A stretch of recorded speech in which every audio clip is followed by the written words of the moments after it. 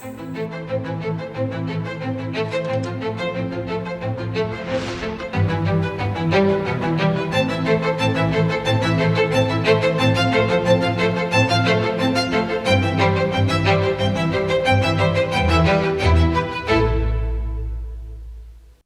প্রিয় দেশবাসী নমস্কার। মন কি বাতে আরো একবার আপনাদের সঙ্গে যুক্ত হতে পেরে আমার খুব আনন্দ হচ্ছে। দেশের বিভিন্ন প্রান্তে আমাদের দেশের মানুষেরা দেশের স্বার্থে, সমাজের স্বার্থে এমন অসাধারণ সব কাজ করছেন। আর যখন তাদের বিষয়ে শুনি, তখন আমরা এক নতুন প্রেরণা পাই। আজ অনুষ্ঠানের শুরুটা আমি অ্যাথলেটিক্সে দেশের এমনই এক সাফল্য দিয়ে করব, যা কিছুদিন আগেই ঘটেছে। ঝাড়খণ্ডের রাঁচিতে national senior athletics federation competition হয়েছিল।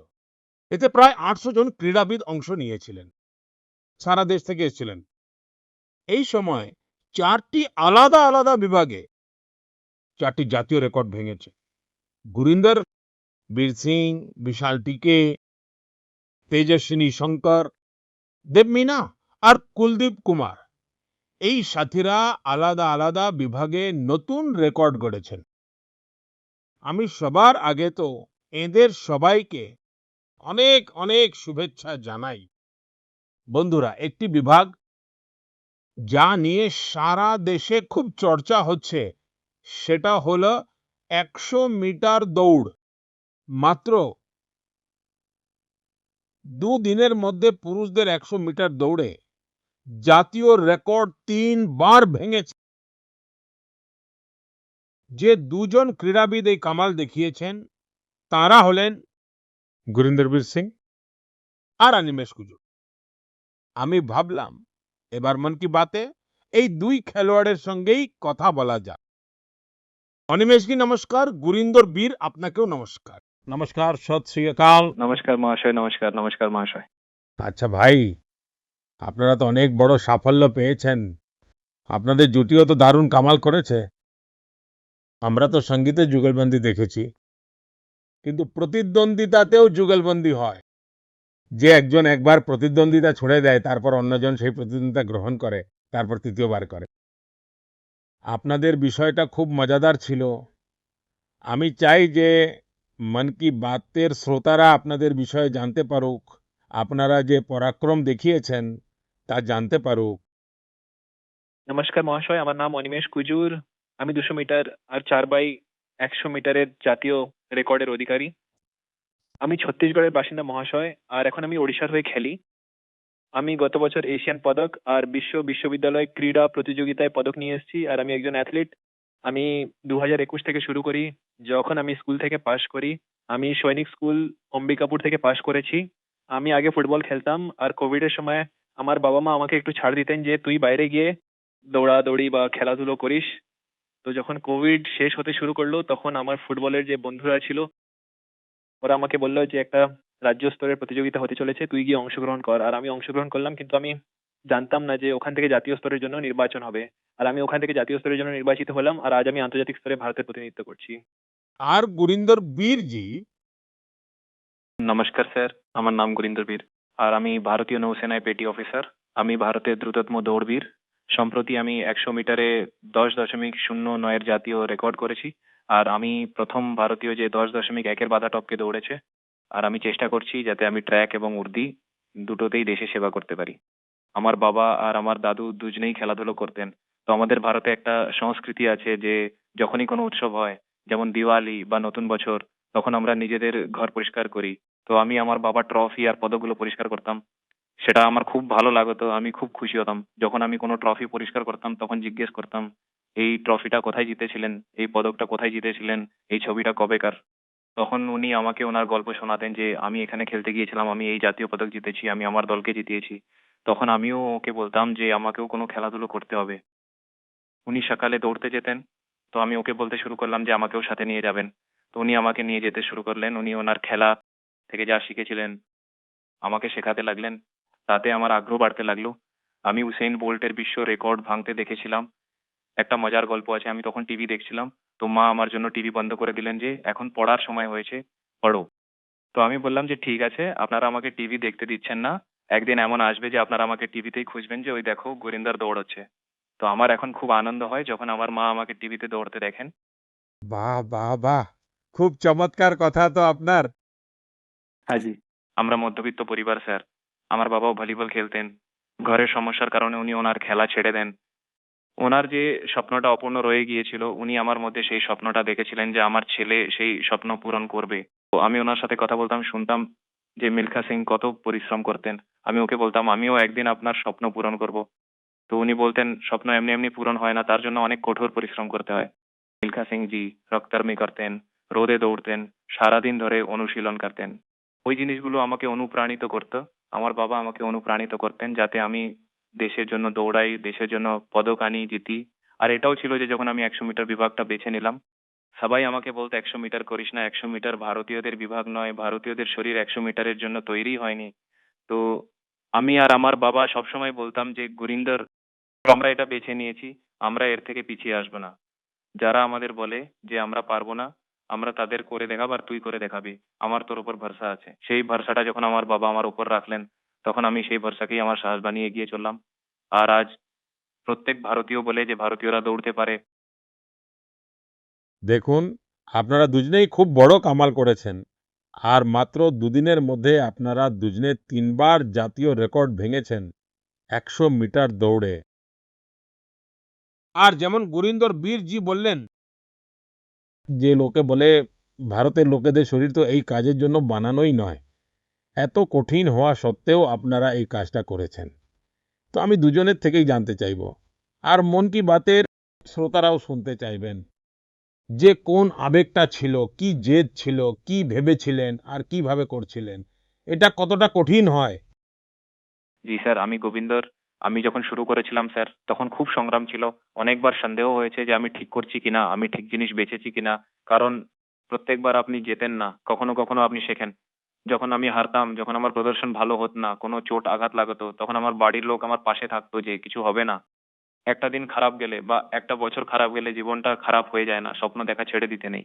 তো আমার প্রশিক্ষকও আমাকে এটাই শিখিয়েছেন যে তুই যদি না করিস তাহলে আর কেউ করতে পারবে না। তো এরকম যখন আমাদের সম্প্রদায়, আমাদের আশেপাশের লোকেরা আমাদের উৎসাহিত করে, তখন আমাদের সেই প্রেরণাটা কখনো ভাঙে না। অনিমেষ। স্যার, এতে আমাকে তো সবাই বলতে যে যখন আমি 2021-এ অ্যাথলেটিক্স শুরু করি, তখন আমাকে বলতে যে দেখ এটা একটা নতুন ক্ষেত্র, তুই কি পারবি কি পারবি না। তো আমি বললাম যে এখন যখন এই ক্ষেত্রে ঢুকেছি তখন তো করবি। আমার বাবাও আমাকে সবসময় বলতেন বলতেন যে তুই যখন এই ক্ষেত্রে ঢুকেছিস তখন আর পিছনে ফিরে তাকাস না। কারণ ভাবতো সবাই যে এটা করব ওটা করব, কিন্তু করে খুব কম লোকেই দেখায়। তুই যখন এই ক্ষেত্রে ঢুকেছিস তখন এটার ওপরই থাক, এটাতেই এগিয়ে যা। আর দেখ সব সুবিধা, সবকিছু আমরা পরিবার থেকে সাহায্য করব, সাহায্য, আর্থিক সাহায্য সব কিছু আমরা করবো। তুই শুধু পরিশ্রম কর আর ভারতকে দেখা যে ভারতীয়রা দৌড়াতে পারে। কারণ এটাও আমাকে লোকে বলতো যে ভারতীয়দের জিন এমন নয় যে তারা 10 বা 10.1-এর মধ্যে দৌড়াতে পারবে বা কেউ স্প্রিন্ট করতে পারবে। কিন্তু এখন আমরা দুজনেই এটা প্রমাণ করেছি যে ভারতীয়রাও করতে পারে। এমন কিছু কঠিন নয় আমাদের জন্য, আমরাও সবকিছু করতে পারি। তো স্যার, এইসব জিনিসগুলো আমাকে খুব প্রেরণা দেয়। আর যেমন যেমন আমরা প্রশিক্ষণ নিচ্ছি, আমরা আমাদের সময় আরো ভাঙছি। আর বাকি ভারতীয়রাও এই জিনিসটা দেখতে পাচ্ছে যে ভারতীয়রাও পারে, আর আমরা আরো করব স্যার এখন। আর এখন আমাদের দুজনেরই কমনওয়েলথ গেমস এর জন্য নির্বাচন হয়েছে। তো সেখানে আগামী প্রতিযোগিতায় আমরা আরো ভালো ফল করব। আচ্ছা দেখুন, আমার মনেও একটা কৌতূহল আছে, আর লোকেদেরও থাকবে। আমি শুনেছি আপনারা দুজনেই ভালো বন্ধু। আপনারা কি দুজনে কিছু ঠিক করে রেখেছিলেন যে তুই আমার রেকর্ড ভাঙলে আমি তোর রেকর্ড ভাঙবো? আগে অনিমেষ বলুক। স্যার, আগে রেকর্ড ছিল 10.18, যেটা আমারই ছিল। তারপর সেটা গুরিন্দর ভাই সেমিফাইনালে 10.17 করে ভেঙে দেয়। আর আমি আবার সেটা সেমিফাইনাল 2-এ 10.15 করে ভেঙে দিই। তো সেই সময় যখন আমার সেমিফাইনাল হল, তখন আমরা দুজনেই খুশি ছিলাম যে হ্যাঁ, ঠিক আছে, আজ রেকর্ড ভেঙেছে আর আমরা দুজনেই ভেঙেছি। কারণ সেই সময় প্রতিযোগিতায় প্রতিদ্বন্দ্বিতা থাকে, কিন্তু সে আমরা দুজনেই আগে থেকে ঠিক করে রেখেছিলাম যে এর আগে আমরা সৌদি আরবও গিয়েছিলাম প্রতিযোগিতা করতে। তো সেখানেও আমরা দুজনে একই ঘরে থাকতাম, তো আমরা সেখানেও কথা বলতাম যে ভারতের স্প্রিন্টিং কে এগিয়ে নিয়ে যেতে হবে। আর সেটা আমাদের হাতেই আছে, আমরা যা করব সেটাই বাকিদের প্রেরণা দেবে। গুরিন্দর বীর কি বলতে চান? আমরা দুজনেই ঠিক করেছিলাম যে আমরা ভালো দৌড়াবো। তো স্যার, যখনই একে অপরের প্রয়োজন হয় আমরা একে অপরের পাশে দাঁড়াই। যেমন এখন রেকর্ড করার আগে যখন আমি রেকর্ড করলাম, তারপর অনিমেষ করলো, তো যখন আমরা ওয়ার্ম আপ করছিলাম আমি অনিমেষকে বলছিলাম যে অনিমেষ ওই ব্লকটা ঠিক আছে, ওখানে গিয়ে বস, ওখানে স্ট্রাইড করে নে, আমরা এখানে গা গরম করব, এখানে গা গরম করাটা ঠিক হবে। তো একে অপরকে সাহায্য করি, একে অপরকে সাহায্য করলে অন্যজনও উন্নতি করে, আমরাও উন্নতি করি। তো বন্ধুত্বও দরকার স্যার, কিন্তু যখন আমরা মাঠের বাইরে, প্রতিযোগিতার বাইরে, তখন আমরা বন্ধু, কিন্তু যখন আমরা মাঠে চলে যাই তখন একে অপরের প্রতিযোগী হয়ে যাই। তখন এটা হয় যে আমি ওর থেকে জোরে দৌড়াবো, আমি ওর থেকে জোরে দৌড়াবো। দেখুন, আপনারা যে প্রতিযোগিতাটা করেছেন না, সেটা দেশের সম্মান বাড়ানোর জন্য করেছেন, দেশকে ভবিষ্যতে এই জায়গায় পৌঁছে দেওয়ার জন্য করেছেন। আর একটা ইতিবাচক মনোভাব নিয়ে করেছেন। আর আমি মনে করি যে আপনাদের এই যে খেলোয়াড় সুলভ মনোভাব, খেলাও, আবার একে অপরকে চ্যালেঞ্জ করা, আর তারপর এগিয়ে যাওয়ার জন্য চেষ্টা করা, আর তারপর এগিয়ে যাওয়ার জন্য একে অপরকে সাহায্য করা, এই অদ্ভুত কাজটা আপনারা করেছেন। আমার তরফ থেকে আপনাদের অনেক অনেক অভিনন্দন, আমার অনেক অনেক শুভেচ্ছা। আর আপনারা দেশের নামও উজ্জ্বল করবেন, আমার পুরো বিশ্বাস আছে। আপনারা এভাবেই পরিশ্রম করতে থাকুন, অনেক উন্নতি হবে। আমার অনেক অনেক শুভেচ্ছা। ধন্যবাদ স্যার, আপনাকে ধন্যবাদ স্যার। অনেক অনেক ধন্যবাদ। আমার প্রিয় দেশবাসী, এই সময় দেশের বেশিরভাগ অংশে খুব গরম পড়েছে। তীব্র রোদ, গরম হাওয়া, এই রকম আবহাওয়ায় নিজের খেয়াল রাখা খুব জরুরি। জল খেতে থাকুন। রোদে যদি বেরোতেই হয় তাহলে একটু সাবধানে বেরোবেন। সরকারের বিভিন্ন বিভাগ যে নির্দেশিকা জারি করেছে সেটাও ভুলবেন না বন্ধুরা। আমাদের এখানে গরমের সঙ্গে লড়ার উপায় অনেক সময় রান্নাঘরেও পাওয়া যায়। আপনারাও দেখে থাকবেন, যেমন যেমন গরম বাড়ে তেমন তেমন বাড়ির রান্নাঘরের স্বাদ বদলে যায়, রান্নার ধরন বদলে যায়। কোথাও কলসির জল বেরিয়ে আসে, কোথাও দই জমতে শুরু করে, তো কোথাও কাঁচা আম সেদ্ধ হতে থাকে। আর তারপর শুরু হয় দেশি পানীয়ের পর্ব। দেশি পানীয়ের সঙ্গে আপনারাও পরিচিত। আপনারা উত্তর ভারতে গেলে অনেক জায়গায় পাবেন আম পান্না, কাঁচা আমের স্বাদ। আর গরমে আরামও দেয়। পাঞ্জাব হরিয়ানা গেলে লস্যি পেয়ে যাবেন, বড় গ্লাসের লস্যি। রাজস্থান আর গুজরাটে ছাঁচ যেন প্রত্যেক খাবারের সঙ্গী হয়ে যায়। আর বিহার, ঝাড়খণ্ড, পূর্ব উত্তরপ্রদেশে ছাতুর শরবতের তো কথাই নেই, পেটও ভরে, শক্তিও দেয়। কোঙ্কণ আর গোয়ায় কোকম শরবত, সোল কাঢ়ি। দক্ষিণ ভারতে পানকম, নির্মোর, সম্বরম, আর ওড়িশায় বেলপানা। ওগুলো শুধু পানীয় নয়, ভারতের বিভিন্ন অঞ্চলের ঐতিহ্যের অংশ। আর এর মধ্যে এক ভারত শ্রেষ্ঠ ভারতের ভাবনার ঝলকও পাওয়া যায়। আর একটা কথা অবশ্যই খেয়াল রাখবেন, এর মধ্যে বেশিরভাগ জিনিসই আমাদের নিজেদের রান্নাঘর থেকে বেরিয়ে এসেছে, আমাদের ক্ষেত খামার থেকে বেরিয়ে এসেছে। কোনো বড় নামডাক নেই, কিন্তু প্রজন্মের পর প্রজন্মের অভিজ্ঞতা এর মধ্যে মিশে আছে। আপনারাও গরমের সময় দেশি পানীয়ের খুব আনন্দ নিন। বন্ধুরা, গরম আসতেই আরো একটা আলোচনা প্রত্যেক বাড়িতে শুরু হয়ে যায়, আর সেটা হলো আম। আম আলোচনার বিষয় হয়। ভারতে হয়তো এমন কোনো বাড়ি নেই যেখানে গরমকালে আমের কথা হয় না। প্রত্যেক এলাকার নিজস্ব আম, নিজস্ব স্বাদ, নিজস্ব সুগন্ধ। মহারাষ্ট্র আর কোঙ্কণের হাপুস, আলফানসো, গুজরাটের কেশর, এটা তো আম রসের প্রাণ। উত্তরপ্রদেশের দশেরি, আর আমার কাশীর ল্যাংড়া। আসলে ল্যাংড়া আমের একটা বিশেষত্ব আছে, পাকার পরেও এর রং অনেক সময় সবুজই থেকে যায়। বিহারের জর্দালু, যার সুগন্ধ দূর থেকে চেনা যায়। চৌসা, মালদা, প্রত্যেকটা নামের সঙ্গে মানুষের স্মৃতি জড়িয়ে আছে। দক্ষিণ ভারতে যান, সেখানে বাঙ্গানপল্লী, তোতাপুরি, নীলাম, মালগোভা, বাংলার হিমসাগর। ওড়িশা আর অন্ধ্রপ্রদেশের সুবর্ণরেখা, অর্থাৎ জায়গা বদলায়। আমের রূপ রং আর তার স্বাদও বদলে যায়। আর বন্ধুরা, আমের এই যাত্রা এখন গ্রাম থেকে বিশ্ব বাজারেও পৌঁছাচ্ছে। আজ মন কি বাতের মাধ্যমে আমি আম উৎপাদনের সঙ্গে যুক্ত আমার কৃষক ভাই বোনদের প্রশংসা করব। আপনারা দেশের কৃষি অর্থনীতির জন্য সাধারণ কৃষক নন, খুবই বিশেষ। এভাবেই এগিয়ে চলুন বন্ধুরা। গরমের এই দিনগুলোতে এমনি তো বিদ্যালয়ের ছুটি থাকে, কিন্তু আমি এমন একটা পাঠশালার কথা বলবো যেখানে আপনার ভর্তি হওয়ার ইচ্ছে করবে। বন্ধুরা, একটা পরিস্থিতির কল্পনা করুন, এমন একটা বিদ্যালয় যেখানে শিশুরাও আসে, যুবক আর বয়স্করাও, যেখানে কোনো পারিশ্রমিক নেই, কোনো বড় বাড়ি নেই, কোনো শ্রেণীকক্ষও নেই। আর সবচেয়ে মজার কথা, সেখানে পাঠশালা বসে নদীর মধ্যে। বন্ধুরা, এটা কোনো গল্প নয়, এটা একটা সত্যিকারের প্রচেষ্টা। কেরলের আলু ভাতে সাজি ভালা সেরিল জি ঠিক এমনই একটা সাঁতারের সংঘ চালাচ্ছেন। এখনো পর্যন্ত 15,000-এরও বেশি মানুষ এখানে সাঁতার শিখেছেন। সাজিজি দিব্যাঙ্গ শিশুদেরও সাঁতার শিখিয়েছেন। এই প্রচেষ্টার পেছনে একটা কষ্টও লুকিয়ে আছে। কয়েক বছর আগে একটা নৌকা দুর্ঘটনায় অনেক ছাত্রছাত্রীর মৃত্যু হয়েছিল। সেই ঘটনা সাজিজিকে ভেতর থেকে নাড়িয়ে দিয়েছিল। তিনি ভেবেছিলেন, যদি বাচ্চারা সাঁতার জানতো তাহলে হয়তো অনেকগুলো প্রাণ বেঁচে যেত। ব্যাস, এখান থেকেই শুরু হয়েছিল তার এই অভিযান। বন্ধুরা, সাজি ভালা সেরিলজির জীবন আমাদের একটা খুব বড় শিক্ষা দেয়। সেবা করার জন্য অনেক বড় উপকরণের প্রয়োজন হয় না, প্রয়োজন হয় একটা ভালো উদ্দেশ্যের আর নিরন্তর প্রচেষ্টার।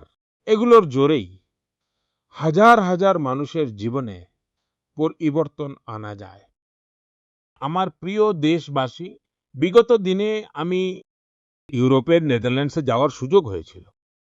এই সময়ে সেখানে আমি বেশ কয়েকটি বৈঠকে যোগ দিয়েছিলাম। এরই মধ্যে এমন একটা মুহূর্ত এলো যা প্রত্যেক ভারতীয়কে গর্বিত করেছে। নেদারল্যান্ডসে আয়োজিত একটি বিশেষ অনুষ্ঠানে চোল আমলের প্রাচীন তাম্রফলক ভারতকে ফিরিয়ে দেওয়া হয়েছে। সেই অনুষ্ঠানে নেদারল্যান্ডসের প্রধানমন্ত্রীও উপস্থিত ছিলেন।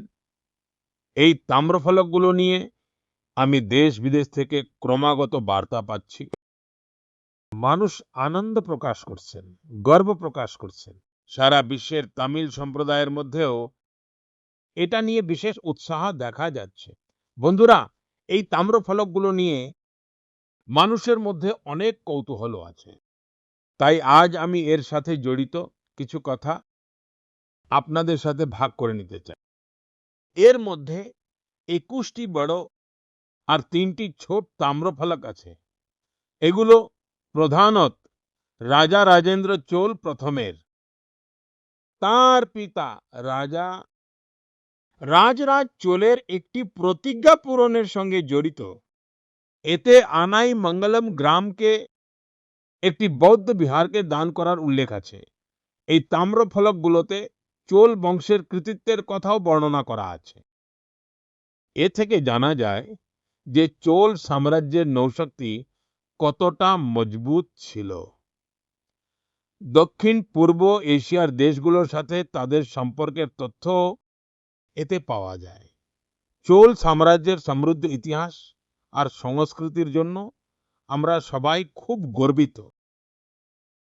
বন্ধুরা, আমাদের সরকার ভারতের এমন অমূল্য ঐতিহ্যের সংরক্ষণের জন্য ক্রমাগত চেষ্টা করে চলেছে। এই ক্রমেই জ্ঞান ভারতম অভিযানের অধীনে ছত্তিশগড়ের মালহার এও একটি গুরুত্বপূর্ণ আবিষ্কার হয়েছে। এখানে 3টি দুর্লভ তাম্রফলক পাওয়া গেছে। এগুলি পাণ্ডুবংশী রাজবংশের মহর্ষি বালার্জুনের শাসনকালের বলে মনে করা হচ্ছে। বিশেষজ্ঞরা মনে করেন যে এই লেখগুলি ষষ্ঠ সপ্তম শতাব্দীর, অর্থাৎ 1400 থেকে 1500 বছরের পুরনো। এই তাম্রফলকগুলো প্রাচীন ব্রাহ্মী লিপি আর পালি ভাষায় লেখা হয়েছে। এগুলি থেকে সে সময় শাসন ব্যবস্থা, ধর্ম ও সংস্কৃতি সম্পর্কে গুরুত্বপূর্ণ তথ্য পাওয়া যায়। বন্ধুরা, আমাদের ভারতে জ্যোতির্বিজ্ঞান অর্থাৎ অ্যাস্ট্রোনমিকে নিয়ে বরাবরই এক বিশেষ আকর্ষণ রয়েছে। আমাদের দেশে আজও বহু শতকের পুরনো মানমন্দির রয়েছে। এখানে অদ্ভুত গাণিতিক আবিষ্কার হয়েছে। দিক নির্ণয় হোক বা পঞ্জিকা হোক বা আমাদের উৎসব পার্বণ, এই সব কিছুরই সম্পর্ক আকাশ আর তারাদের সঙ্গে রয়েছে। আমাদের এখানে জ্যোতির্বিজ্ঞান প্রত্যেক প্রজন্মে কৌতূহল জাগিয়েছে, তাকে অনুসন্ধানের জন্য প্রেরণা দিয়েছে। আর আজকের যুবকদের মধ্যেও এটা নিয়ে বেশ উৎসাহ দেখা যায়। আজকাল আপনারাও নিশ্চয়ই দেখেন, সারা দেশ জুড়ে জ্যোতির্বিজ্ঞান সংঘগুলো দ্রুত জনপ্রিয় হচ্ছে। বড় শহর থেকে শুরু করে ছোট শহর পর্যন্ত, বিদ্যালয় থেকে শুরু করে উদ্যান পর্যন্ত এদের কার্যকলাপ দেখা যায়। আমি ব্যাঙ্গালোর অ্যাস্ট্রোনমিক্যাল সোসাইটির ব্যাপারে জানতে পারলাম। এখানে পর্যবেক্ষণ পর্বের আয়োজন করা হয়। এই সংস্থাটি গ্রামীণ এলাকায় জ্যোতির্বিজ্ঞানকে জনপ্রিয় করার অভিযানও শুরু করেছে। খগোল মন্ডল নামের একটি দল 30 ঘন্টার একটি খুব উদ্ভাবনী পাঠক্রম শুরু করেছে। বন্ধুরা, রাতে তারা দেখাটা নিজের মধ্যেই এক অদ্ভুত অভিজ্ঞতা। ইনঅ্যাস্ট্রো কেরালা নামের একটি সংস্থা রাতের পর্যবেক্ষণ শিবির আর কর্মশালা আয়োজন করে। এখানে তরুণ বন্ধুরা দূরবীন বানানো আর নক্ষত্র মানচিত্র ব্যবহার করতে শেখে। রাজকোটের বিগ ব্যাং অ্যাস্ট্রোনমি ক্লাব, গিরের জঙ্গল থেকে শুরু করে কচ্ছের রণ পর্যন্ত জ্যোতির্বিদ্যা পরিসংস্থা অনেক জ্যোতির্বিজ্ঞানের অনুষ্ঠান আয়োজন করেছে। এটি জ্যোতির্বিজ্ঞানের সবচেয়ে পুরনো সংস্থাগুলির মধ্যে একটি। এখানে পর্যবেক্ষণ সুবিধার সাথে সাথে বই, গ্রন্থাগার এবং দূরবীক্ষণ যন্ত্রের গ্রন্থাগারের সুবিধাও আছে। আমি আইএএসসির কথাও উল্লেখ করতে চাইব। এটি একটি ছাত্র চালিত দেশব্যাপী সংযোগ ব্যবস্থা যা জ্যোতির্বিজ্ঞান এবং জ্যোতিপদার্থবিদ্যা সবকিছু একে অপরের সাথে যুক্ত করে। বন্ধুরা, নিজের শখের জন্য সময় বের করা আর ক্রমাগত নতুন কিছু শিখতে থাকা খুব জরুরি। আমি তরুণদের অনুরোধ করব যে তারা যেন কোনো জ্যোতির্বিজ্ঞান সংঘের সাথে অবশ্যই যুক্ত হয় আর এই ছুটিতে কোনো তারামণ্ডল দেখতেও অবশ্যই যায়। বন্ধুরা, মন কি বাত অনুষ্ঠান যারা টিভিতে দেখছেন, আমি তাদের বলবো একটা দৃশ্য অবশ্যই দেখবেন। এই দৃশ্যটি কিছুদিন আগে খুব চর্চায় ছিল। এতে কিছু মানুষ খুব ধৈর্য ধরে, খুব সাবধানে একটি গাঙ্গেয় শিশুকে বাঁচানোর চেষ্টা করছেন। আপনারা এটা জেনে অবাক হবেন, এই পুরো চেষ্টায় প্রায় 13 ঘন্টা লেগেছিল আর অবশেষে সেই শিশুটি বেঁচে যায়। বন্ধুরা, এতে ভারতের প্রথম গাঙ্গেয় শুশুক উদ্ধারকারী যেন একটি খুব বড় ভূমিকা ছিল। এই ঘটনাটি উত্তরপ্রদেশের। সেখানে একটি গাঙ্গেয় শুশুক খালে আটকে গিয়েছিল। এই সময় নমামি গঙ্গে অভিযানের অধীনে তৈরি এই যানটি তার জন্য আশা হয়ে পৌঁছায়। তারপর খুব সাবধানে তাকে বাইরে বের করা হয়, তার স্বাস্থ্য পরীক্ষা করা হয়, তার চিকিৎসা করা হয় আর তারপর তাকে নিরাপদে রাপ্তি নদীতে ছেড়ে দেওয়া হয়। একভাবে বলতে গেলে একটি জীবন আবার নিজের ঘরে ফিরে গেল। বন্ধুরা, এই শুশুক উদ্ধারকারী যানটি খুব বিশেষ। এটিকে একটি চলন্ত হাসপাতালের মতো করে তৈরি করা হয়েছে। এতে ডলফিনকে সুরক্ষিত রাখার ব্যবস্থা আছে, অক্সিজেনের সুবিধাও আছে, বিশেষ স্ট্রেচার আছে, আর আছে উদ্ধারের সরঞ্জাম। মানে যদি কোনো ডলফিন আহত হয় বা খালে আটকে যায় কিংবা নদী থেকে বিচ্ছিন্ন হয়ে পড়ে, তাহলে সঙ্গে সঙ্গে তার সাহায্য করা যেতে পারে। বন্ধুরা, যখন আমরা গাঙ্গেয় ডলফিনকে বাঁচাই, তখন আমরা শুধু একটা প্রজাতিকে বাঁচাই না, আমরা গঙ্গার জীববৈচিত্র্যকে বাঁচাই, নদীর পুরো বাস্তুতন্ত্রকে বাঁচাই, আর আমাদের আগামী প্রজন্মের জন্য প্রকৃতির এক অমূল্য ঐতিহ্যও বাঁচাই। আমার প্রিয় দেশবাসী, আপনাদের মধ্যে অনেকেরই নদী, পুকুর বা কুয়োর জলের সঙ্গে জড়িত কোনো অভ্যাস নিশ্চয়ই থাকবে। কারোর হয়তো পুকুরে সাঁতার কাটার কথা মনে পড়বে, কারোর বন্ধুদের সঙ্গে পুকুর পাড়ে খেলার কথা, কারোর হয়তো সেই মাটির গন্ধ মনে পড়বে। ছোটবেলার এমন স্মৃতি জীবনভর মনে থেকে যায়। বন্ধুরা, এমনই স্মৃতি বাঁচানোর এক অনুপ্রেরণার গল্প উত্তরপ্রদেশের বস্তি জেলা থেকে সামনে এসেছে। বস্তির আকাশ গুপ্তা নিজের গ্রামের মনোরমা নদীকে দেখে খুব দুঃখ পেতেন, কারণ যে নদীকে তিনি ছোটবেলায় পরিষ্কার আর প্রাণবন্ত দেখেছিলেন, সময়ের সাথে সাথে সেই নদীতে প্লাস্টিক জমতে জমতে শুরু করেছিল, নোংরা বেড়েই চলেছিল। শ্রীমান আকাশ ঠিক করলেন যে তিনি অভিযোগ করবেন না, বরং এক নতুন শুরু করবেন। অভিযোগ নয়, শুরু, এটাই মন্ত্র হয়ে গেল। তিনি নিজের বন্ধুদের সঙ্গে নিলেন। সম্বল ছিল শুধু জাল, কোদাল আর ঝুড়ি, আর সবচেয়ে বড় শক্তি ছিল কিছু বদলে দেওয়ার সংকল্প। এই যুবকেরা নদীতে নামতো, কচুরিপানাও তুলে ফেলত, প্লাস্টিক আর আবর্জনা বাইরে নিয়ে আসত। অনেক সময় তো একদিনে নদী থেকে 50 থেকে 60 কেজি পর্যন্ত আবর্জনা তোলা হয়েছে। ধীরে ধীরে মনোরমা নদীর সেই অংশটা আবার পরিষ্কার দেখা যেতে লাগলো। আশপাশের লোকেদেরও এই কাজের দিকে নজর গেল, আর মানুষের মধ্যে পরিচ্ছন্নতা নিয়ে সচেতনতা বাড়লো। বন্ধুরা, এরকমই এক অনুপ্রেরণার গল্প গোয়া থেকেও সামনে এসেছে।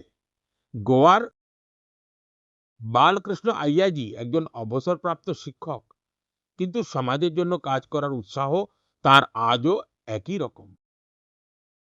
তাকে মাড্ডি তোলব এলাকায় জলের সমস্যা খুব ভাবাত। তিনিও সমাধানের জন্য কাজ শুরু করলেন। বালকৃষ্ণ জি জলনল বসানোর কাজে সাহায্য করলেন, এক গুরুত্বপূর্ণ ভূমিকা পালন করলেন। এর ফলে অনেক বাড়িতে জল পৌঁছল। যে পরিবারগুলোকে জলের জন্য রোজ লড়াই করতে হতো, তাদের জন্য এটা একটা অনেক বড় স্বস্তি ছিল। বন্ধুরা, গত মাসে আমার একটা খুব ভালো অভিজ্ঞতা হয়েছে।